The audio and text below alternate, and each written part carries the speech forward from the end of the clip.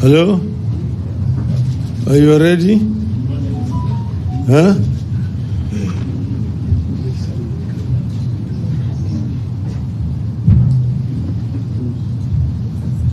Are you ready now? Okay, gentlemen, I see no lady there. There is. Oh, she's not yet ready. Are you ready? Okay. We have a statement that is going to be read on our behalf by Honorable Eugene Wamalwa. Karibu.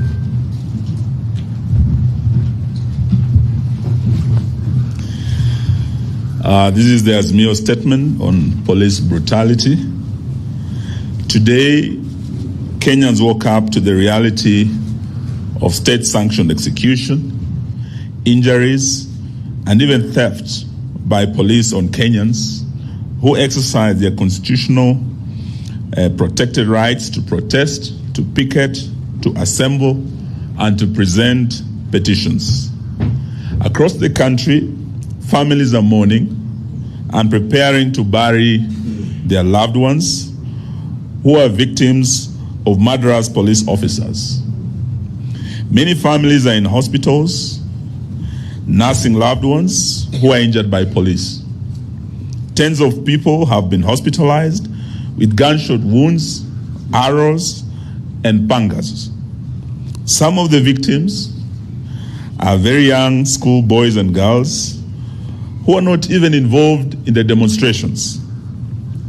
Hundreds of people are also being detained in police cells or have been arraigned in court for participating in a process that is protected by our Constitution. Among those in police custody is our very able Member of Parliament for Mavoko, the Honorable Patrick Makau. And as we speak, we've just learned of the arrest of the Honorable Wycliffe Ambetsa Oparanya. We demand immediate and unconditional dropping of all charges against Honorable Makau and Honorable Oparanya, who has been arrested just this evening, and all those who are arrested for participating in a constitutionally protected action of protesting against punitive policies. We're here today to condemn the senseless brutality and state-sanctioned execution of civilians by police, which is becoming the new normal in Kenya. We are deeply concerned at the repeated instances of police brutality against innocent and law-abiding citizens. Yesterday, this brutality gained a new notoriety. Police not only fired bullets at citizens who are gathering for a rally in Kamkunji, far from the CBD, they also fired tear gas into a primary school right here in Nairobi, exposing to mortal danger our very innocent children who had absolutely no idea or who are not involved in any way in these demonstrations. The brutality is not ad hoc. It is coordinated. It is even ethnicized. A special ethnic-based killer squad has been formed within the larger police service to brutalize and carry out summary execution of citizens in the name of protecting what they have been made to believe is their regime. This squad is taking instructions from an equally ethnic-based command structure that operates outside the official channels of the police service. As if this is not enough, a killer squad that is not part of the police service is being activated to operate as part of the police to brutalize Kenyans. This squad was in its true element yesterday. They were firing at protesters from unmarked vehicles that we know belong to the police in places like Mlolongo and Kitengela. There were murders, injuries, arrests in as diverse places, including Machakos, Kisumu, Kisii, Busia, Wote, Emali, Meru, and Kilifi, among others. We're in the process of compiling complete data from across the nation on the victims of this oppression, and we'll share the same with the country in due course. These acts of brutality are running side by side with politically supported acts of ethnic profiling in parts of the country where ethnic-based militias are being formed and facilitated to attack other communities with crude weapons with the support of the state. It is happening right now in parts of Nyanza, along the Kisii-Kericho and Kisumu-Kericho borders. It is happening here in Nairobi too. Someone is working on a script of ethnic profiling, antagonism, and murder, much similar to what happened here in 1991, 1992, 1997, in the infamous tribal clashes, and also in the 2007-2008 period. The world has known of the butcher of Cambodia. This was before other butchers. Today, it will appear there is a butcher of Kenya in the making. We call on Kenyans to refuse to be intimidated in their own country. We urge Kenyans to be firm and to resist this deliberate effort to turn the National Police Service into a killer squad for hire by politicians, and the regime suffering acutely from legitimacy deficit. We are going beyond merely condemning this emerging pattern. We have instructed our lawyers to prepare and institute local proceedings against police officers who have gone against their duty of protecting life and property of Kenyans and instead have become a threat to the very citizens they're supposed to protect. In this regard, we are appealing to all Kenyans who have photographic or video evidence of police brutalizing citizens to share the same with us to aid the case that our legal team is working on. Going forward, we appeal to Kenyans to resort to citizen journalism and photograph and film state officers, including police and politicians who in the course of duty abuse and brutalize their fellow citizens.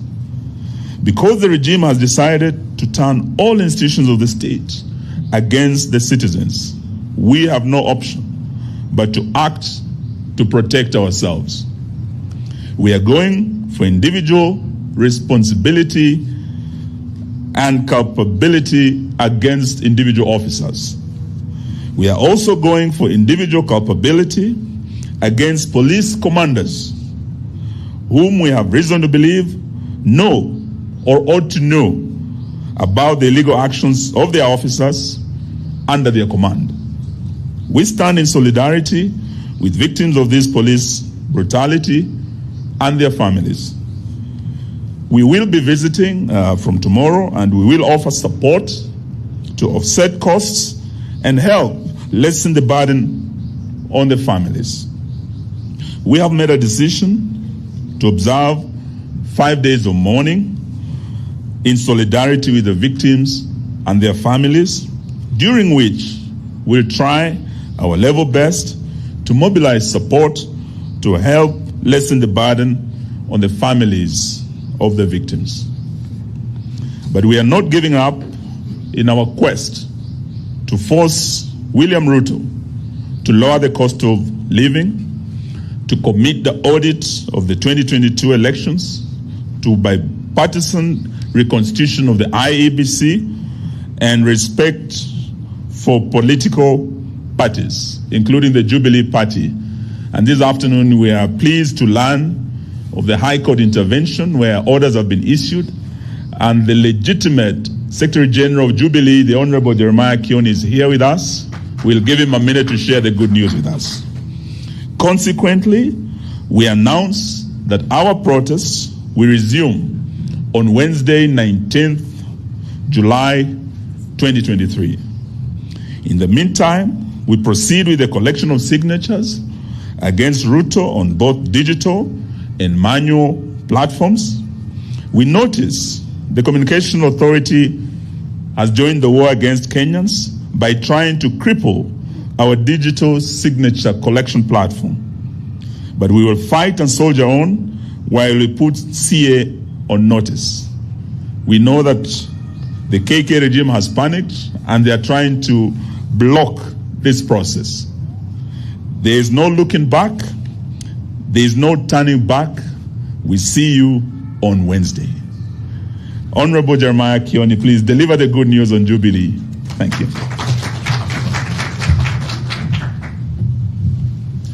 Thank you, Honorable Omarwa. As you are aware, or all of you are aware, during or early this week, we were treated to some drama within the political parties' dispute tribunal. Decisions that they arrived at were very funny. We had a majority of 4 agreeing with some allegations that were put before them, and a minority of 3. But 3 things I want to say. One, that in the history of the tribunal, we have not seen a split decision. This was the first time that we had a decision of 3 or 4 versus 3. And it was also, the dissenting team also had an opportunity of presenting their case, but that notwithstanding, we moved to the High Court this morning, and I'm pleased to inform you and all members of Jubilee and Azimio fraternity as a whole that we were granted orders by the High Court this afternoon. And the orders are to the effect that everything that was done at the tribunal has been stayed. The officials of the party remain as was gazetted on the 22nd of March 2022, and that even the special gazette notice that purported to call, or let me just mention number 9131 of 2023 has also been stayed, and will be in court together on the 26th of July this year. So this is useful to know that within our system we still have parts of the judiciary that is judicious, and this is specifically the High Court. They are judicious and they are able to listen to issues. We will give you the copies of the orders so that you can actually see well-written and well-reasoned decisions that come from some of the courts that we have. We want to thank the High Court judges, and we also want to thank members of Jubilee who have remained faithful. Musije mkadanganywa, watu wataliangalega hapa na kuligariga na kusema mambo mengi, lakini tunajua kwamba mwisho ukweli utapatikana, na kwamba Jubilee will be part and parcel of Azimio. And we want to thank our Azimio leader, party leader, Raila Amolo Odinga, and the principals, because they have remained truthful and supportive of us as Jubilee, even during those very trying times. Multi-party is under attack. As the Ruto regime keeps killing people, innocent people during peaceful demonstrations, they are also very keen on killing political parties that remain the voice of the voiceless. I thank you.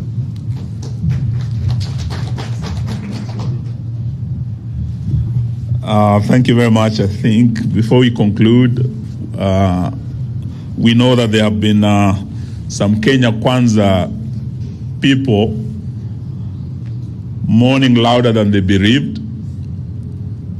From yesterday, they've been issuing very strong statements saying Raila Odinga is killing Kenyans or is celebrating the killing of Kenyans. But Raila Odinga has been fighting for Kenyans.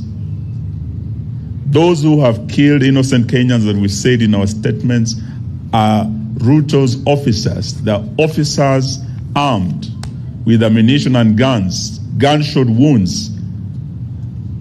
are the cause of death that we have seen in many of the parts of this country. And we want to invite our leader to come and speak to the nation. Karibu Mheshimiwa.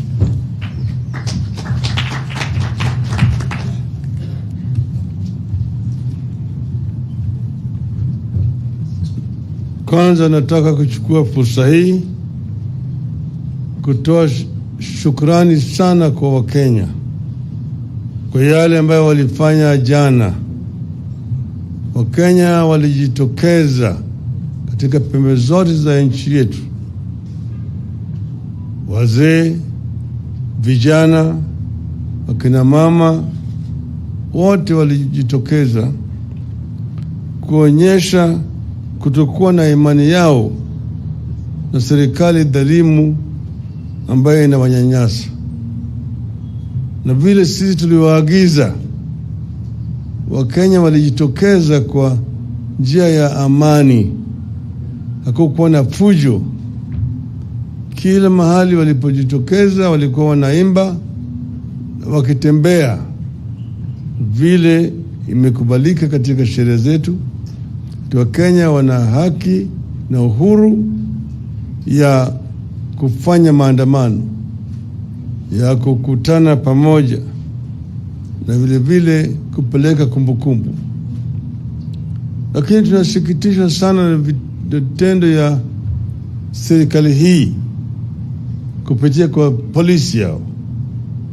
Tuliona polisi jambazi ambayo walikuwa maamrishwa kujitokeza kama maadui ya Wakenya. Wakaanza kupigana na Wakenya kwa njia ya kijambazi. Wengi ya Wakenya wamepata majeraha, wengine wamefariki kupitia kwa risasi ambayo walipigwa nayo na polisi. Sisi tulikuwa tumeitisha mkutano Kamkunji.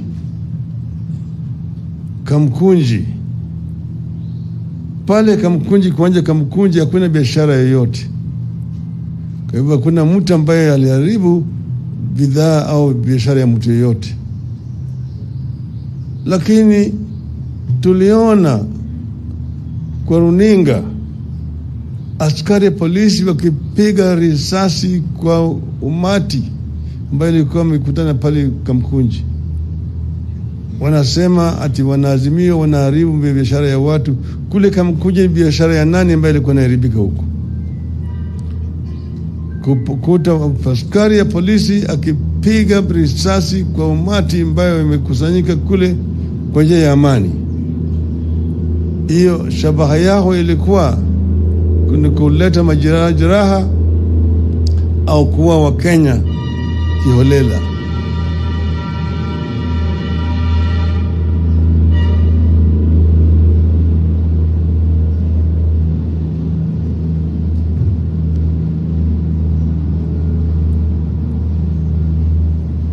Kule upande wa Machakos, Wakenya wengi walipigwa na polisi, wengine wafariki, wengine wamelazwa hospitali huko Machakos, wengine hapo Mlolongo kapigwa.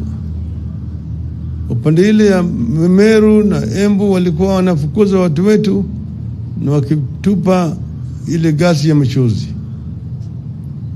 Upande ya Busia, Mheshimiwa Paranya alipigwa na mawe na majambazi wengine ambao walikuwa wamekodishwa na serikali. Kule upande wa Sondu, wale vijana majangili ambao walikuwa wamepewa wako na mishale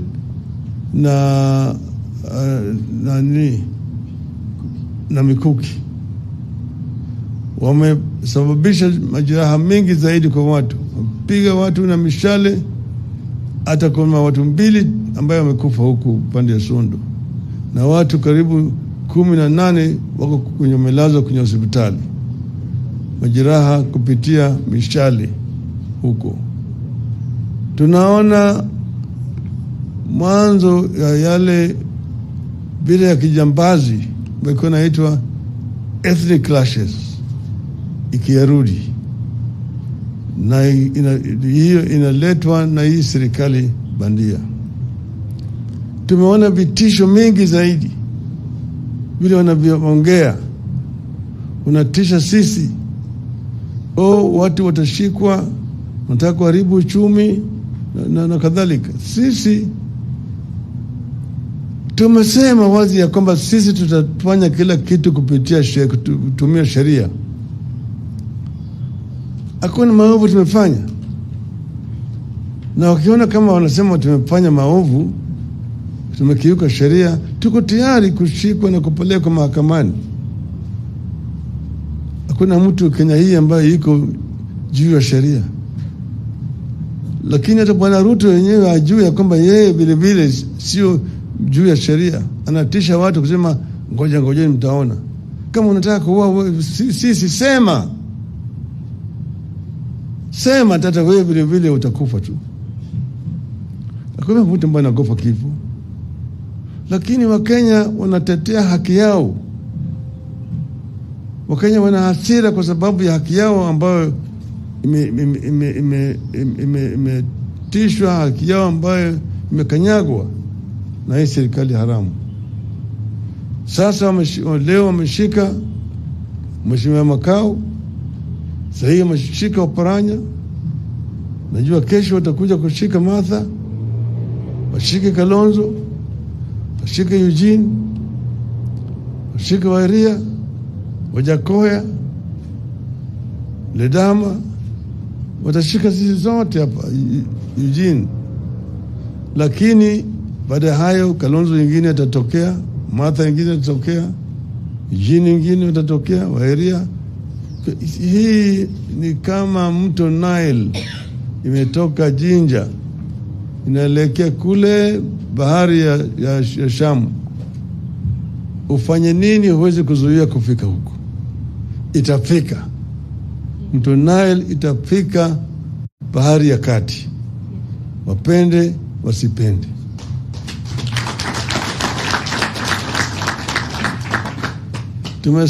Tumetangaza siku 5 ya maombolezi kwa wale watu wetu ambayo wamekufa na wale ambao wamepata majeraha. Kwa hivyo siku 5 hizo hakuna chochote kitafanyika. Lakini tumesema Jumatano ijao tena Kenya yote watajumuika. Kutakuwa na kamkunji nyingine Jumatano ijayo. Wapende wasipende. Asanteni sana.